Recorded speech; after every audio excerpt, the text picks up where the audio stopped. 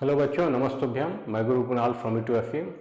आज हम सब सॉल्युबिलिटी के बारे में पढ़ेंगे कि क्या होता है। When a substance solute is added to a liquid solvent, it may dissolve completely, partially or not at all. The ability of a solute to dissolve in a solvent is called solubility। तो जब कोई चीज जो है जो कि solute हुआ है कि नहीं, उसको हम सब कोई लिक्विड में डालते हैं सॉल्वेंट में, है कि नहीं, तो वो या तो पूरी तरह से घुल सकता है या थोड़ा बहुत घुलेगा या एकदम नहीं घुलेगा, है कि नहीं। तो किसी भी सॉल्यूट का जो एबिलिटी होता है घुलने का किसी भी सॉल्वेंट में, है कि नहीं, माने कोई भी सॉलिड हुआ वो लिक्विड में घुल रहा है, कोई भी सॉल्यूट जो सॉल्वेंट में घुलता है उसका जो ये गुण है, ये जो एबिलिटी है, उसी को सॉल्युबिलिटी बोला जाता है, उसी को सॉल्युबिलिटी बोला जाता है। For example, sugar dissolves in water, salt dissolves in water, sand does not dissolve in water.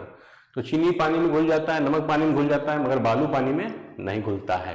Understanding solubility helps us prepare medicines, beverages and many industrial products. तो सॉल्युबिलिटी को समझ के हम सबको काफी फायदा होता है, हम उसका यूज करते हैं और दवाई बनाते हैं, बेवरेज बनाते हैं, बहुत सारा इंडस्ट्रियल प्रोडक्ट बनाते हैं। What is solubility?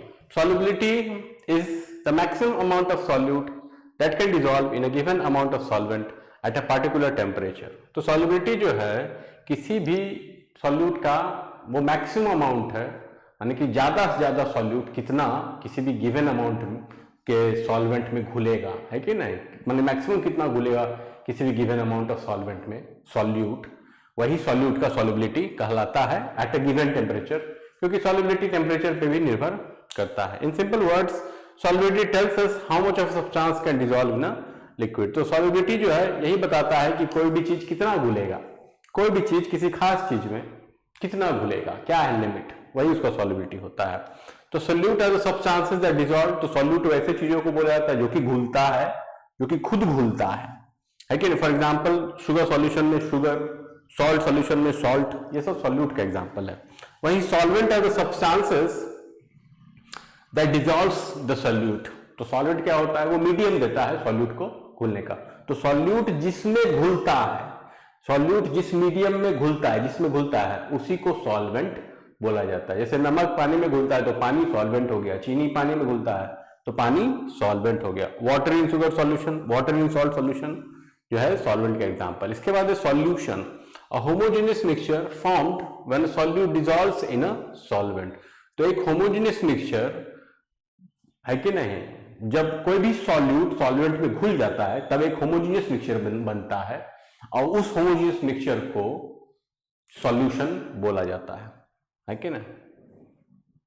तो सॉल्यूशन क्या होता है, homogeneous mixture होता है जहां सॉल्यूट पूरे तरह से सॉल्वेंट में घुला हुआ होता है। For example, salt solution, sugar solution, ये सब सॉल्यूशन का एग्जांपल है। इसके बाद है फैक्टर्स अफेक्टिंग सॉल्युबिलिटी, है कि नहीं, फैक्टर्स अफेक्टिंग सॉल्युबिलिटी। तो सबसे पहला है nature of solute and solvent. तो सॉल्युबिलिटी जो सबसे पहले जिस चीज पे निर्भर करता है सबसे ज्यादा, वो है सॉल्यूट का क्या है स्वभाव, सॉल्वेंट का क्या है स्वभाव, सॉल्यूट और सॉल्वेंट का नेचर कैसा है, क्या है वो, है कि नहीं। तो डिफरेंट सब्सटेंसेस डिसॉल्व डिफरेंटली। तो अलग अलग चीजें जो हैं वो अलग अलग ढंग से डिसॉल्व करते हैं, है कि नहीं। जाहिर सा बात है, जैसे sugar dissolves in water, oil does not dissolve in water. तो चीनी जो है पानी में घुल जाता है, नमक पानी में घुल जाता है, मगर तेल पानी में नहीं घुलता है। क्यों? क्योंकि तेल फैट होता है, कोवलेंट कंपाउंड होता है, पानी जो है पोलर सॉल्वेंट है। तो इसका नियम यह है कि लाइक डिसॉल्व्स लाइक, एक जैसा चीज में ही, माने कि सिमिलर चीज में ही घुलना होता है, एक जैसा चीज में ही घुलेगा, अपोजिट चीज में घुलेगा नहीं, है कि नहीं। दूसरा जो चीज है जिस पे डिपेंड करता है सॉल्युबिलिटी, वो है temperature.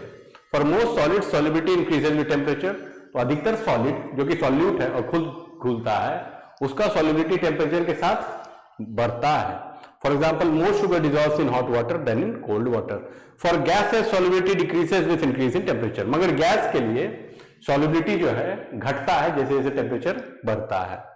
For example, cold soft drinks contain more dissolve carbon dioxide than warm drinks. इसके बाद है स्टरिंग, स्टरिंग पे भी डिपेंड करता है solubility. Stirring does not increase solubility but helps the solute dissolve faster. तो मिलाने से प्रोसेस तेज हो जाता है, सॉल्युबिलिटी बढ़ता नहीं है मगर सॉल्युबिलिटी तेज हो जाता है, घुलना जो है वो तेज हो जाता है, जल्दी होता है।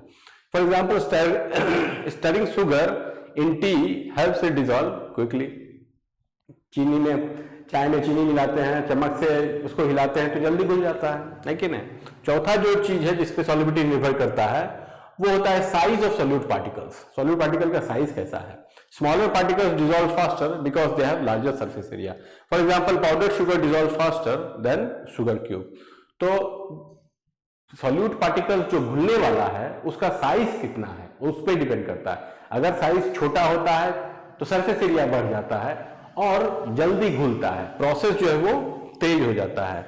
जैसे कि पाउडर शुगर जो होता है वो शुगर क्यूब से जल्दी घुलता है क्योंकि पाउडर शुगर जो है वो पाउडर किया हुआ है, बहुत छोटा छोटा पार्टिकल है, सरफेस एरिया काफी बढ़ जाता है, जल्दी घुल जाता है। शुगर क्यूब धीरे धीरे घुलता है। सॉल्युबिलिटी सेम ही रहेगा मगर ये जल्दी घुलेगा, वो टाइम लगाएगा, है कि नहीं। आई होप आपको ये सब समझ में आया होगा।